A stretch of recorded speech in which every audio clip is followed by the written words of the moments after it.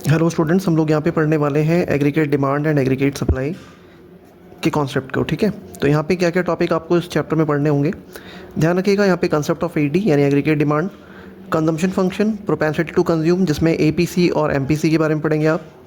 Then आपका concept of AS यानी aggregate supply. फिर आप यहाँ पे सेविंग फंक्शन के बारे में पढ़ेंगे, प्रोपेंसिटी टू सेविंग यानी एपीएस और एमपीएस के बारे में भी आप यहाँ पे पढ़ने वाले हैं। ठीक है, तो हम लोग यहाँ पे बिना देरी के भी स्टार्ट करते हैं एग्रीगेट डिमांड के बारे में। देखो एग्रीगेट डिमांड होता क्या है।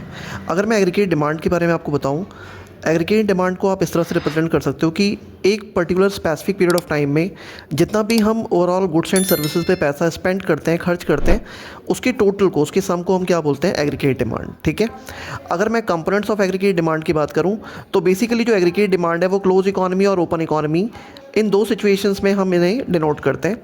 अगर मैं क्लोज इकोनॉमी की बात करूं तो इनसाइड अ कंट्री, यानी एक कंट्री के अंदर जो आपका एग्रीगेट डिमांड है वो इन फैक्टर्स पे डिपेंड करता है। C for consumption, I for investment and G for government expenditure, यानी A D equal to C plus I plus G होता है। ठीक है, तो आप नेक्स्ट अगर हम बात करें ओपन इकोनॉमी की, तो ओपन इकोनॉमी में आप रेस्ट ऑफ द वर्ल्ड को इंक्लूड कर लेते हैं और इसमें ए डी कैलकुलेट करने के लिए आप सी plus I plus ji plus x minus M, यानी कि एक्स माइनस एम का मतलब यहाँ पे नेट एक्सपोर्ट से है।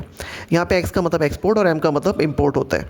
अगर हम इसको फिगर वाइज देखें तो ध्यान रखिएगा, आई फॉर इन्वेस्टमेंट जो कि ऑटोनोमस है, सी फॉर कंजम्पशन, और दोनों का सम जो होता है वो ए डी के इक्वल होता है। ध्यान रखिएगा, जीडीपी में और एग्रीगेट डिमांड में पॉजिटिव रिलेशन है। जैसे जैसे आपकी इनकम बढ़ती जाती है एग्रीगेट डिमांड भी बढ़ता जाता है। तो काफ़ी इंपॉर्टेंट है। इस चैप्टर की डिटेल वीडियो के लिए आप चैनल पे जाके वीडियो को देख सकते हैं। Thank you.